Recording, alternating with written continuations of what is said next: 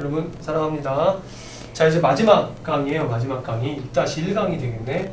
6-1강인데 지난 강의 때 선생님이 신경계가 아니죠. 호르몬에 대한 얘기를 좀 설명해 드렸죠. 그러니까 이제 신경계나 호르몬, 이 호르몬이나 신경계는 우리 몸의 항상성 유지와 관련되어 있다. 항상성 유지는 외부의 자극에 대해서 몸을 일정하게 유지시켜야 되는 거야. 춥든 덥든 내가 음식을 많이 먹었든 아니 내가 지금 뭐 굶고 있든 간에 우리 몸에서는 일종의 체온 같은 거, 체온은 일정하게 유지가 돼야 되는 거죠. 36.5도씨로 유지가 돼야 되는 거예요. 근데 사실은 좀 달라. 그러니까 36.5도가 뭐 정답이야 이렇게 할 수는 없어. 사람마다 좀 달라. 애기들은 좀 더 이렇게 몸이 좀 체온이 높죠. 한 37도 정도. 근데 이제 사람이 35도 이런 거 문제가 있는 거야. 8도 이런 거는 문제가 있는 거지. 그러니까 이렇게 외부 상황에 대해서 변온동물은 외부의 온도에 따라서 몸이 이제 같이 이제 반응을 하지만 외부가 추우면 온도를 올려줘야 되는 거고 외부가 더우면 온도를 낮춰줘야 되는 거고. 그러니까 이렇게 외부의 반응에 대해서 자극에 대해서 몸을 일정하게 유지시키는 게 바로 항상성 유지라고 하는 거죠. 체온이 높고 대표 혈당량은 당 수치야. 당 수치 얼마냐면 0.1%로 유지해야 돼. 뭘? 포도당량을 혈액에 돌고 있는 포도당량이 0.1이 돼야 돼. 0.1을 우리 교재 138페이지 보면요 이거죠. 100ml 100g 잠깐만 100mg per 얘가 100ml죠. 그죠? 100mg per 100ml. 그러니까 무슨 얘기냐면 이게 0.1% 정도 있어야 되는 거야. 우리 몸속에 혈액에 떠돌아다니는 포도당량이 0.1%가 이제 어떤 이제 일정한 이제 수치라고 하는 거죠. 얘보다 많아지게 되면 우리 몸속에 저장을 해. 얘보다 부족한 거는 저장된 걸 꺼내 오겠죠. 우리 몸에 저장하고 얘보다 부족하게 되면 저장된 거를 다시 당으로 돌리겠지. 저장된 걸 다시 당으로 바꾸는 작업을 한다라는 거죠. 이런 것들이 신경계하고 호르몬에 의해서 이제 이렇게 이루어지게 되는데 여기 보면은 호르몬과 신경계를 좀 비교해놨어요. 똑같이 항상성 유지의 이 두 가지 녀석들이 굉장히 중요한 작용을 해야 되는데 이 두 녀석은 좀 차이가 있다라고 하는 거죠. 그걸 잠깐 적어볼게요. 호르몬 대 그다음에 신경계 쫙 나눌게. 여러분 교재 메모하시면서 들어보세요. 이렇게 나눌 수가 있겠죠? 제일 첫 번째는 작용 시간이죠. 호르몬과 신경계가 각 기관에 얼마만큼 작용하는 작용 시간이고 두 번째는 반응 시간. 명령을 받았을 때 누가 재빠르게 움직이냐라는 거죠. 세 번째는 작용 범위. 그 다음에 네 번째는 전달자다. 첫 번째 작용 시간은요.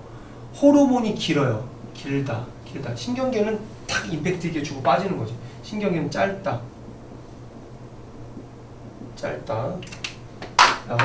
반응 시간.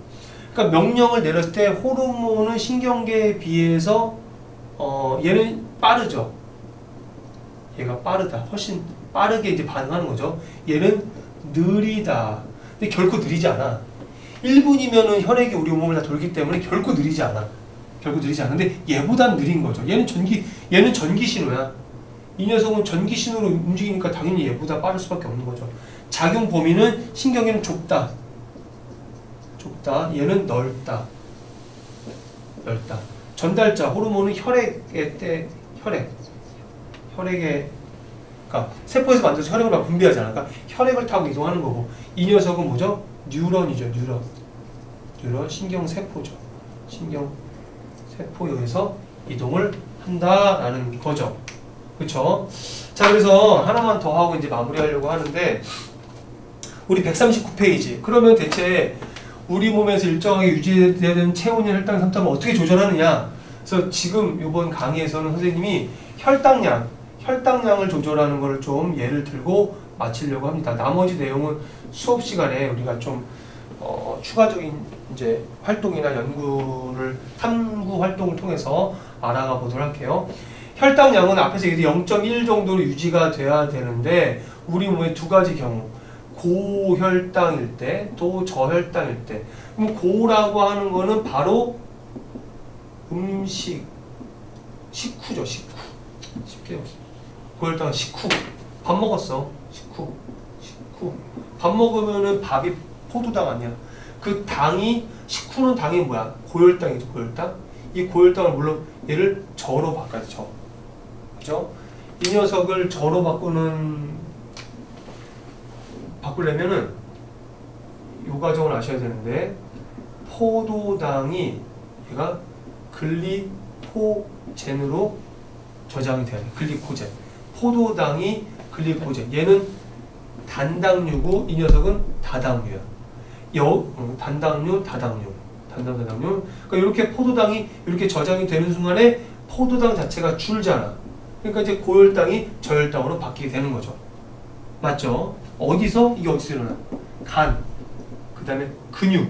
그러면 간에서 근육에 그냥 저장하는 게 아니라 이렇게 저장시킴으로써 고혈당이 저혈당으로 되면서 혈당량이 유지가 되는 거야. 혈당량이 유지가 되는 거다.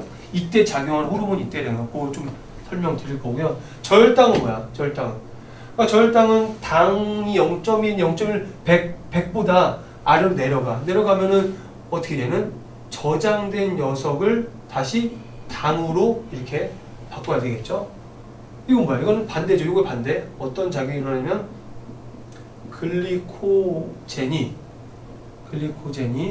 포도당으로 바뀌어야 되는데 글리코젠이 포도당으로 바뀌게 되면은 이 녀석은 당이 많아지는 거니까 결국에 이 저혈당이 여기 고혈당으로 이제 바뀌게 되는 거죠. 얘가 많아지면 당연히 당이 많아지는 거잖아. 당이 많아지게 된다라는 건데 여기서 작용하는 호르몬이 있어요. 포도당 이렇게 이때 작용 호르몬은 인슐린이야. 인슐린이고 이때 작용하는 호르몬이 뭐냐면 이거는 글루카곤이야. 글루카곤. 호르몬이야. 그러면 인슐린과 글루카곤은 어디에서 분비되는 거냐면 잘 보세요. 이 녀석은 이자에서 그래. 이자의 랑게르 한스섬이라고 하는 곳에서 그 세포에서 인슐린을 분비하기도 하고요. 그 다음에 글루카곤을 분비하기도 해. 그럼 이자의 랑게르 한스섬이라는 곳에서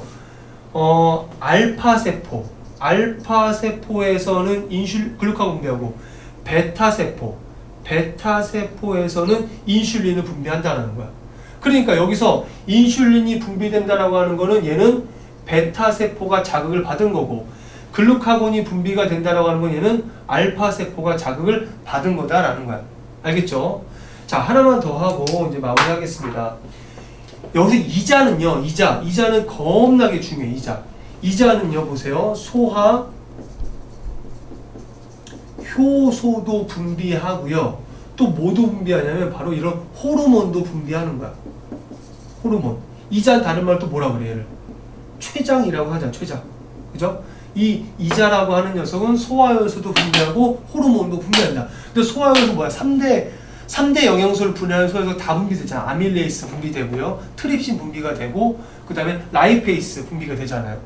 그런 굉장히 이자가 중요하다. 여하간 이런 작용을 통해서 고혈당이 저혈당이 고혈당으로. 그래서 항상 0.1%의 당량을 이렇게 유지시킨다. 이게 바로 항상성 유지의 여러 조절 작용 중에서 한 가지를 설명한 거고요.